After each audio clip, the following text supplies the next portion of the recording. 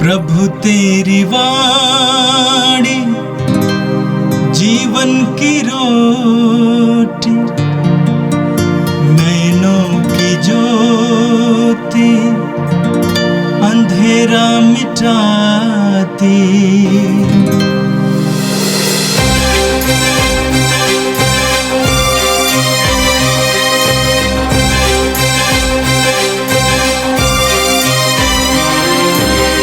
प्रभु तेरी वाणी जीवन की रोटी, नैनों की ज्योति अंधेरा मिटाती।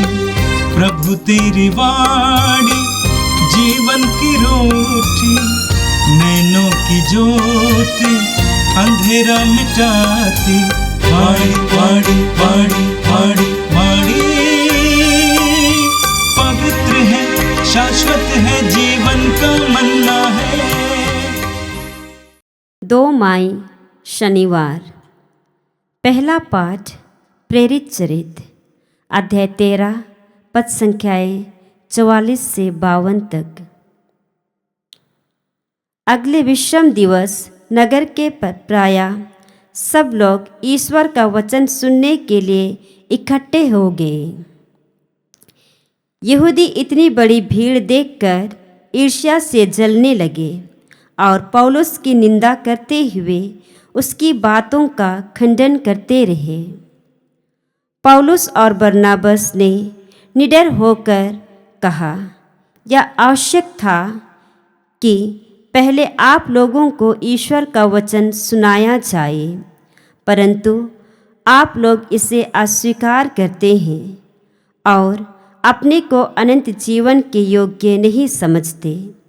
इसलिए हम अब गैर यहूदियों के पास जाते हैं। प्रभु ने हमें यह आदेश दिया है, मैंने तुम्हें राष्ट्रों की ज्योति बना दिया है, जिससे तुम्हारे द्वारा मुक्ति का संदेश पृथ्वी के सीमांतों तक फैल जाए। गैर यहूदी यह सुनकर आनंदित हो गए और ईश्वर के वचन की स्तुति करते रहे।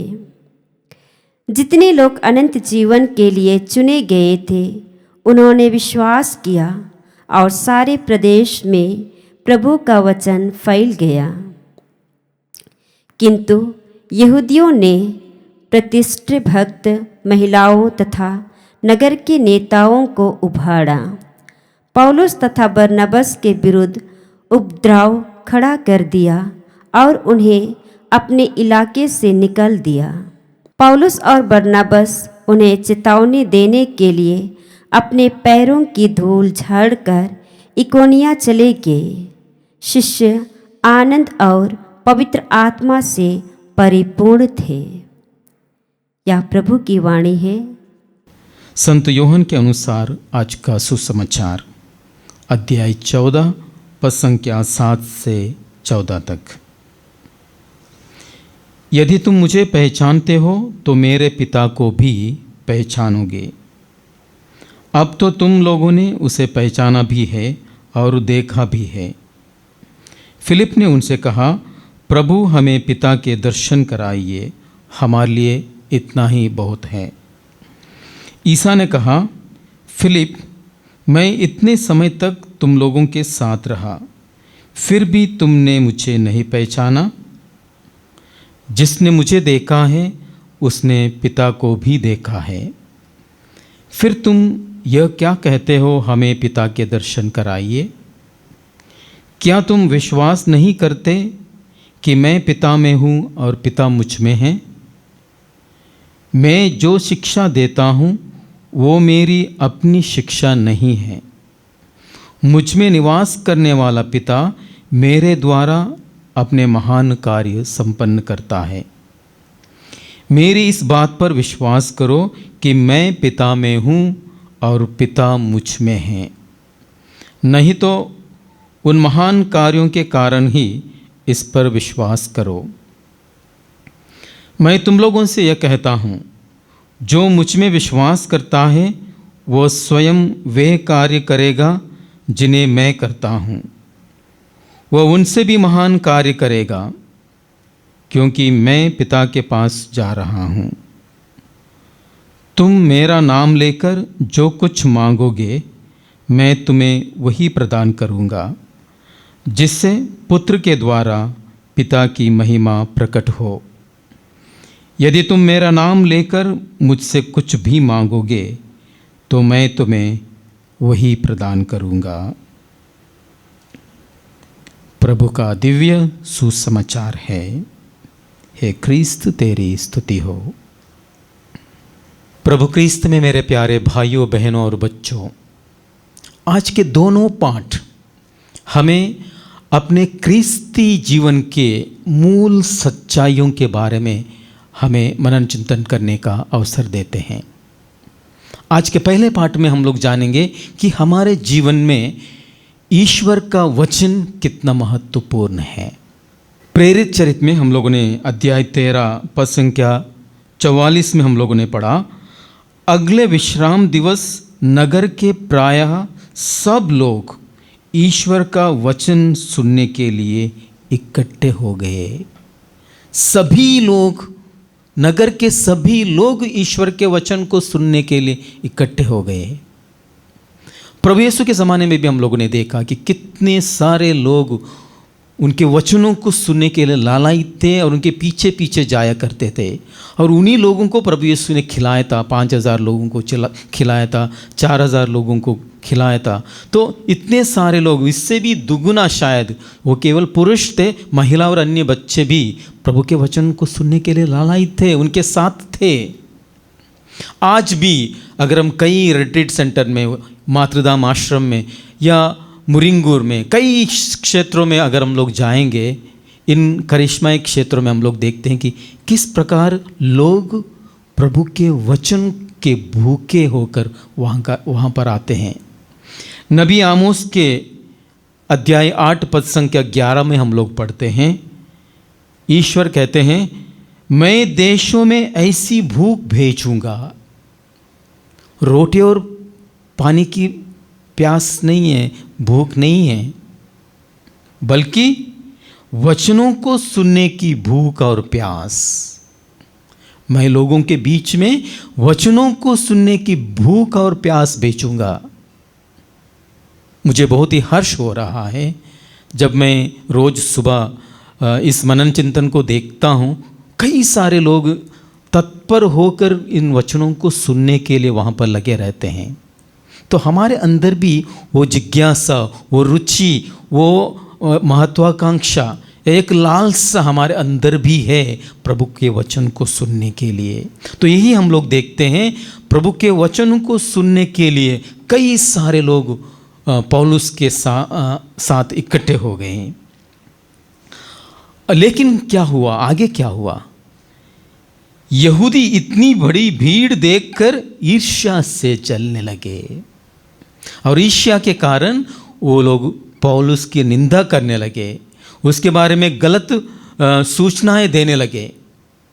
आज भी हम लोग देखते हैं कितने सारे लोग इस तरह से निंदा करते हैं, प्रभु के वचनों को सुनाने वालों की निंदा करते हैं। जब लोग उनके पास अपने प्यास को बुझाने के लिए, अपने भूख को बुझाने के लिए, प्रभु के वचन को सुनने के लिए भीड़ की भीड़ इकट्ठे हो जाती है, लोग इससे जलते हैं और इसीलिए उनके खिलाफ भी निंदा करने लगते हैं, उनकी बुराई करने लगते हैं, उनका विरोध करने लगते हैं, उनके ऊपर गलत आरोप लगाते हैं। लेकिन प्रभु इन सारे लोगों को एक तरह से सांत्वना देते हैं। यूहन के अध्याय 15 पद संख्या 18 में हम लोग पढ़ते हैं, यदि संसार तुमसे बैर रखता है तो जान लो कि उसने पहले मुझसे बैर रखा है। अगर ऐसे वचन को सुनाने वालों को बैर करता है, प्रभु कहते हैं कि उनको स्वयं लोगों ने बैर किया है जब वो वचन को सुना रहे थे। तो इसीलिए हमें जानना है कि प्रभु यीशु को स्वयं अगर किया है तो हम भी इस तरह का विरोध सामना कर सकते हैं। तो इसीलिए आज प्रभु यीशु हम सभी लोगों को आदेश देते हैं। जिस तरह पौलुस कहते हैं कि उनको एक आदेश मिला है। क्या आदेश मिला था? प्रभु का वचन हम लोग पद संख्या 47 में हम लोग पढ़ते हैं, प्रभु ने हमें यह आदेश दिया, मैंने तुम्हें राष्ट्रों की ज्योति बना दिया है, जिससे तुम्हारे द्वारा मुक्ति का संदेश पृथ्वी के सीमांतों तक फैल जाए।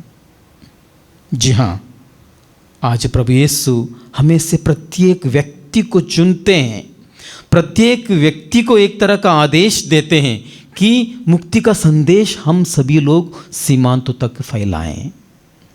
तो इसलिए हमें चाहिए कि हम प्रभु के वचन को सुने, प्रभु के वचन को रोज पढ़ें, उस प्रभु के वचन से प्रेरित होकर हमारे जीवन को हम परिवर्तित करें।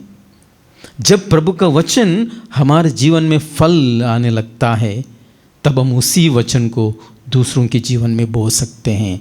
उन मूल्यों को, प्रभु के उन मूल्यों को हम लोग दूसरों के साथ भी हम लोग बांट सकते हैं। उद्धार के उस संदेश को एक दूसरे के साथ हम लोग साझा कर सकते हैं। तो आज का पहला पाठ हम सभी लोगों को प्रभु के वचन के प्रति अपना प्रेम बढ़ाने के लिए हमें आग्रह करता है। इब्रानियों के नाम अध्याय 4 पद संख्या 12 में हम लोगों ने पढ़ा है, प्रभु का वचन दुधारी तलवार की तरह है। जब हम लोग उन वचनों को सुनते हैं, वो वचन हमारे अंतरतम तक पहुंच जाता है और हमारे मन के भावों को वो परिवर्तित कर देता है। यानी कि प्रभु के वचन में ऐसी शक्ति है कि हमारे जीवन को वो बदल सकता है। तो हमें चाहिए कि हम रोज़ प्रभु के वचनों को सुने, प्रभु के वचन को पढ़ें, प्रभु के वचनों पर मनन चिंतन करें और उन प्रभु के वचनों को अपने जीवन में उतारने के लिए प्रयास करें। आज के सुसमाचार में हम लोगों ने देखा कि शिष्यों में एक तरह की जिज्ञासा थी, एक तरह की आशा थी कि वो प्रभु का दर्शन करें, और इसीलिए प्रभु के पास वो जाते हैं और कहते हैं कि हमें प्रभु का दर्शन कराइए। जब प्रभु यीशु ने उनसे कहा कि यदि तुम मुझे पहचानोगे तो मेरे पिता को भी पहचानोगे, तब उन्होंने कहा कि हमें पिता का दर्शन कराइए, उतना ही हमारे लिए पर्याप्त है। लेकिन प्रभु यीशु ने कहा, तुम इतने समय तक मेरे साथ रहे, अभी तक तुम मुझे नहीं समझे? जिसने मुझे देखा है उसने पिता को देखा है। हमारे अंदर भी एक आशा, एक जिज्ञासा है उस परम पिता का दर्शन करने का। लेकिन प्रभु यीशु आज कहते हैं, अगर हमें उस परम पिता परमेश्वर का दर्शन करना है, हमें सबसे पहले प्रभु यीशु को देखना है, क्योंकि प्रभु यीशु के द्वारा पिता ईश्वर का रूप प्रकट हो जाता है। और इसीलिए मूसा ने निर्गमन ग्रंथ अध्याय 33 पद संख्या 18 में हम लोग पढ़ते हैं, मुझे अपनी महिमा दिखा। मूसा ईश्वर से कहते हैं, मुझे अपनी महिमा दिखा। वो भी ईश्वर की महिमा देखना चाह रहा था। और हम लोग देखते हैं स्तोत्र ग्रंथ अध्याय 27 पद संख्या 8 में, हे प्रभु मैं तेरे मुखमंडल का दर्शन खोजता हूँ, मैं आपको देखना चाहता हूँ। फिलिप ने भी कहा, मुझे पिता का दर्शन कराइए। हम लोग भी पिता को देखना चाहते हैं, लेकिन प्रभु यीशु कहते हैं, अगर तुमने मुझे देखा है, तुमने पिता को देखा है। क्यों? क्योंकि जो संदेश प्रभु यीशु देते हैं, वही संदेश पिता परमेश्वर देते हैं। जो संदेश प्रभु यीशु, प्रेम का संदेश, एक दूसरे को क्षमा करने का संदेश, एक दूसरे के साथ मिलजुल कर रहने का संदेश प्रभु यीशु हमें दे रहे हैं, वही संदेश पिता को दे रहे हैं। तो इसलिए उन्होंने कहा कि मैं जो बोल रहा हूँ वो शिक्षा मेरी अपनी नहीं है, मेरे पिता की है। उन्हीं के वचनों को मैं आपके साथ साझा कर रहा हूँ, उनके संदेश को आपके साथ मैं बांट रहा हूँ। जी हाँ, हमें भी उस पिता के उस प्रभु के दर्शन के लिए लालायित होना है। प्रभु का वचन हमें आगे कहता है, जिसने मुझे देखा है उसने पिता को देखा है। यानी कि प्रभु यीशु ईश्वर के सजीव प्रतिरूप हैं। अगर हम लोग ने प्रभु को देखा है, प्रभु यीशु को देखा है, हम लोग पिता ईश्वर को देखने के समान हैं। इसलिए कोलोसियों के नाम संत पौलुस लिखते हुए कहते हैं, अध्याय 1 पद संख्या 15 में, वो अदृश्य परमेश्वर का प्रतिरूप है। ईसा मसीह उस अदृश्य परमेश्वर का प्रतिरूप है। और साथ ही साथ इब्रानियों के नाम अध्याय 1 पद संख्या 3 में हम लोग पढ़ते हैं, वह उसकी ज्योति और उसके स्वरूप की छाप है।